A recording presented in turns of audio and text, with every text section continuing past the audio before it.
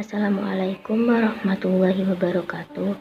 Perkenalkan, nama saya Arina Aina Nagma dengan NIM 21030961101. Di sini saya akan mempresentasikan mata kuliah Bahasa Indonesia dan Karya Tulis Ilmiah dengan judul Struktur dan Jenis Karangan.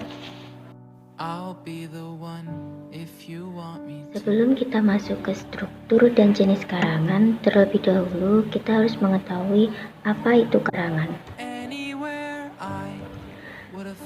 Karangan adalah sebuah karya tulis dari kegiatan atau aktivitas seseorang untuk mengungkapkan gagasan melalui tulisan kepada pembaca untuk dipahami.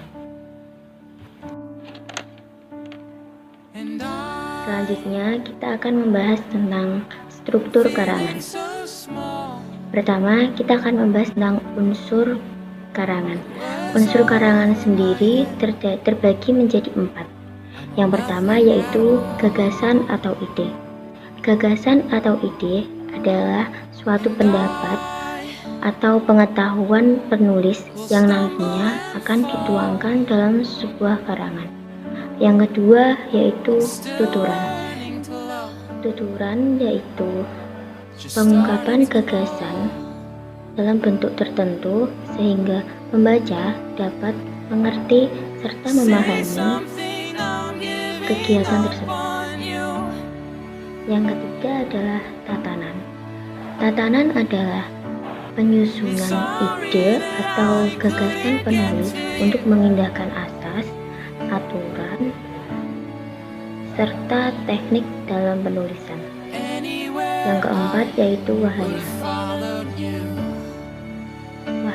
Wahana adalah pengantar gagasan yang berupa tulisan yang berhubungan dengan kosakata, gramatika, dan retorika. Struktur yang kedua yaitu ciri-ciri karangan. Ciri-ciri karangan yang pertama yaitu jelas dan mudah dipahami oleh pembaca. Yang kedua, memiliki kesatuan yang baik. Maksudnya adalah setiap kalimat penjelasannya harus logis serta juga mendukung ide utama paragraf. Yang ketiga yaitu memiliki organisasi yang baik. Artinya, setiap kalimat harus tersusun dengan urut dan logis. Keempat yaitu efisien atau ekonomis. Keefisienan ini dibutuhkan pembaca supaya lebih mudah menangkap isi dalam karangan. Yang kelima yaitu menggunakan bahasa yang mudah diterima oleh pembaca. Selanjutnya yaitu jenis-jenis karangan. Yang pertama yaitu karangan narasi. Karangan narasi adalah suatu bentuk tulisan yang berusaha menciptakan, mengisahkan, merangkaikan tindak tanduk perbuatan manusia dalam sebuah peristiwa secara kronologis atau yang berlangsung dalam satu kesatuan waktu. Karangan narasi ini memiliki dua sifat, yaitu satu, narasi ekspositoris. Narasi ekspositoris yaitu narasi yang hanya bertujuan untuk memberikan informasi kepada pembaca agar pengetahuannya bertambah luas. Yang kedua yaitu narasi sugesti. Narasi sugesti merupakan narasi yang menimbulkan daya hayal bagi para pembaca. Contoh kutipan narasi sebagai berikut.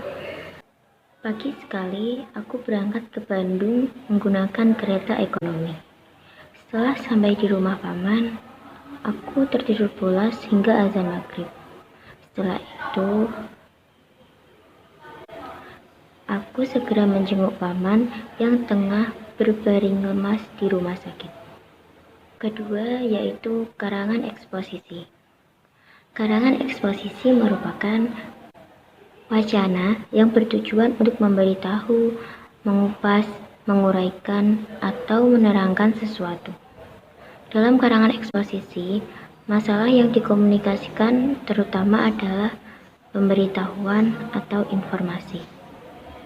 Contoh karangan eksposisi adalah sebagai berikut. Indonesia merupakan negara yang kaya akan budaya dan kesenian.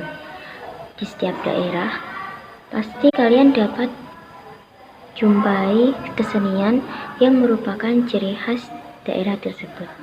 Sebagai contoh, di Ponorogo terdapat kesenian reog, di Bali terdapat legong, dan sebagainya. Akan tetapi, kekayaan kesenian tersebut perlahan-lahan hampir punah dari Indonesia. Penyebabnya adalah para generasi muda enggan melestarikannya. Ketiga yaitu karangan argumentasi. Karangan argumentasi yaitu karangan yang mempunyai tujuan utama untuk meyakinkan pembaca menerima atau mengambil suatu doktrin, sikap, dan tingkah laku tertentu. Contoh dari karangan argumentasi adalah saat ini pemerintah Indonesia sedang kehilangan harga diri. Kita bisa melihat di tayangan televisi, surat kabar, atau majalah. Banyak pejabat atau aparatur pemerintah yang melakukan pelanggaran yang pada akhirnya merugikan rakyat, seperti korupsi, kolusi, dan nepotisme. Kalau orang-orang yang mengatur negaranya saja tidak bermoral baik. Selanjutnya yaitu karangan persuasi.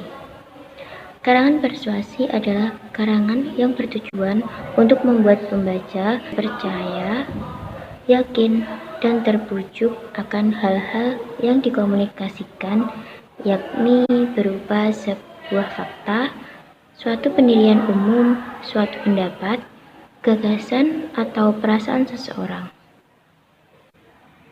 Terdapat beberapa macam persuasi yang ditinjau dari segi medan pemakaiannya, yaitu persuasi politik, persuasi pendidikan, persuasi iklan atau advertisement, dan persuasi propaganda. Selanjutnya yaitu karangan deskripsi. Karangan deskripsi adalah karangan yang lebih menonjolkan aspek pelukisan sebuah benda sebagaimana adanya. Dalam penggambaran atau pelukisan sebuah benda diperlukan kecermatan, pengamatan, dan ketelitian. Tujuannya adalah untuk menciptakan sebuah pengalaman pada diri pembaca dan memberi identitas atau informasi mengenai objek tertentu. Supaya karangan sesuai dengan tujuan penulisannya, diperlukan suatu pendekatan. Terdapat dua pendekatan dalam karangan deskripsi. Yang pertama yaitu pendekatan realistis. Dalam pendekatan realistis, penulis dituntut untuk memotret hal atau benda seobjektif mungkin sesuai dengan keadaan yang dilihatnya. Yang kedua yaitu pendekatan impresionistis.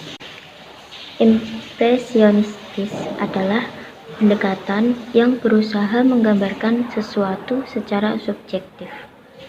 Berikut contoh karangan deskriptif. Tempat ini begitu elek.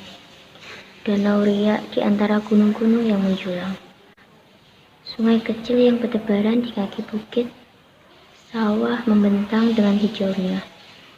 Para petani berbaris tidak ada beda dengan orang-orang sawah, serta para penjual jamu yang tengah menyusuri jalanan sempit kebun teh.